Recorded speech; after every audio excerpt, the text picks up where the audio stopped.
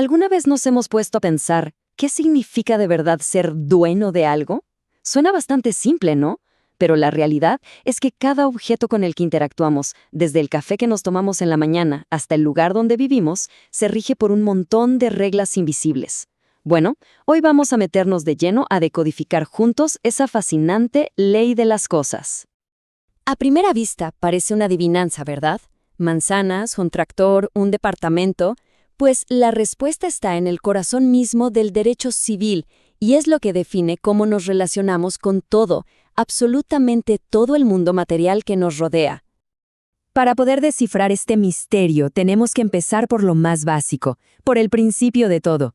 Nuestra primera parada va a ser entender cómo una simple cosa se convierte en algo que la ley llama un bien. Aquí tenemos la primera gran distinción y es fundamental. En el mundo del derecho, una cosa es básicamente todo lo que existe en el universo menos las personas. El aire, las estrellas, una piedra en Marte son cosas. Pero un bien es algo mucho más específico. Es una cosa que primero nos es útil y segundo, de la cual nos podemos apropiar. Pensémoslo así, todo bien es una cosa, pero no toda cosa, como el sol por ejemplo, puede llegar a ser un bien. Ok, una vez que ya tenemos claro qué es un bien, nos topamos con la clasificación más importante de todas, la que lo cambia absolutamente todo. Es la gran división. Y esta es la famosa división, bienes muebles y bienes inmuebles. La idea es súper simple en realidad. Los muebles son los que se pueden mover de un lado a otro, como un libro, un teléfono, un auto. Los inmuebles, en cambio, están fijos. No se pueden transportar, como un edificio o un terreno. Parece obvio, lo sé, pero las consecuencias legales de esta diferencia son gigantes.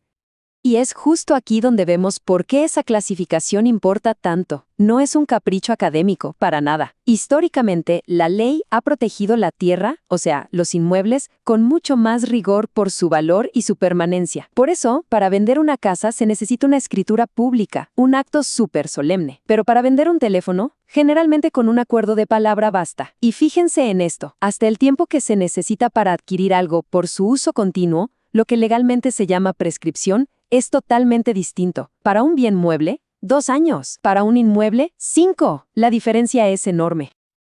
Muy bien, ya sabemos distinguir los tipos de bienes. Ahora vamos a explorar la relación que tenemos con ellos. Porque, y esto es clave, tener algo en las manos no siempre significa que seamos los dueños. Vamos a imaginarlo como si fuera una escalera del control.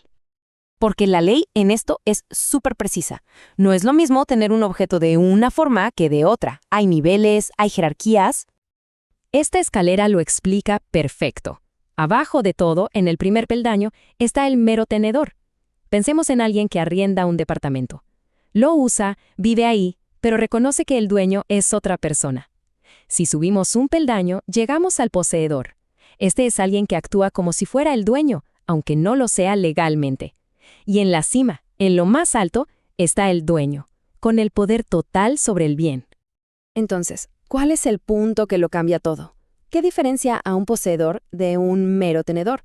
No es el control físico, no es tener la cosa en la mano. La diferencia está en la cabeza.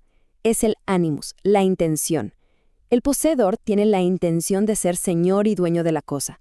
Se comporta como tal, el mero tenedor, en cambio, sabe y reconoce que hay un dueño por encima de él. Esa intención lo es todo para la ley.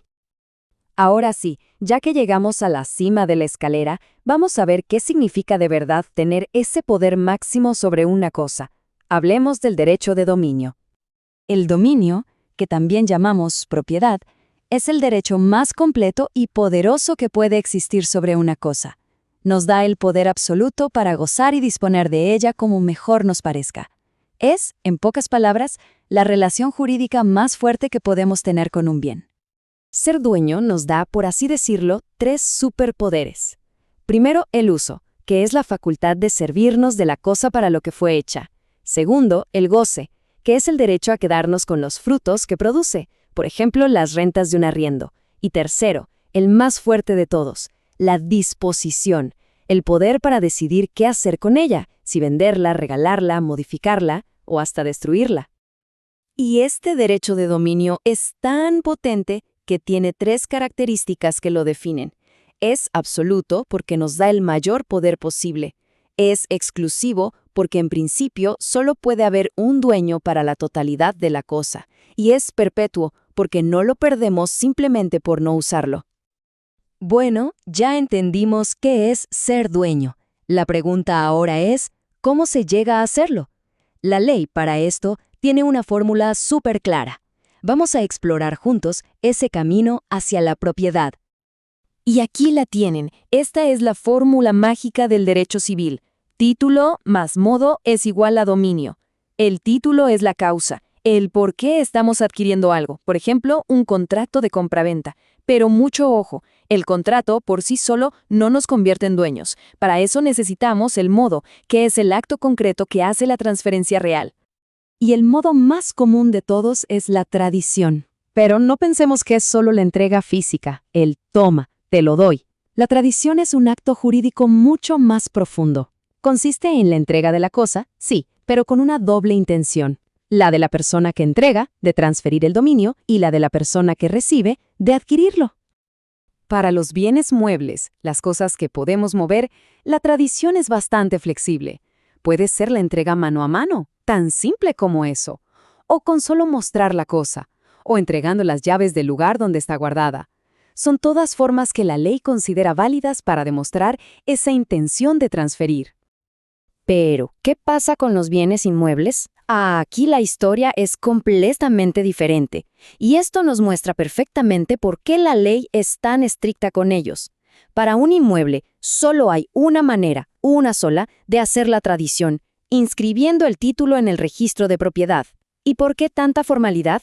Porque la tierra y los edificios son la base de la riqueza y la estabilidad social. Esa inscripción es un acto público que le grita a todo el mundo quién es el nuevo dueño. Da una certeza jurídica que es fundamental para que confiemos en el sistema. Sin esa inscripción, simplemente no hay transferencia de dominio. Bueno, hemos hecho un viaje bastante completo, ¿no? Desde las cosas más simples hasta la inscripción de una propiedad. Pero la pregunta final es, ¿por qué todo esto importa en el mundo de hoy? Miren, todas estas reglas que tienen siglos de historia funcionan a la perfección para definir quién es el dueño de una casa o de un auto. Pero detengámonos un segundo a pensar. ¿Cómo aplicamos todo esto a bienes que ni siquiera podemos tocar? Pensemos en los datos digitales que generamos cada día, o en una criptomoneda, o en un NFT. ¿Cómo se entrega algo así? ¿Qué significa poseerlo? Conceptos como tradición y dominio se están enfrentando a desafíos totalmente nuevos, y es justo aquí donde el derecho está ahora mismo evolucionando, buscando respuestas para el mundo que viene.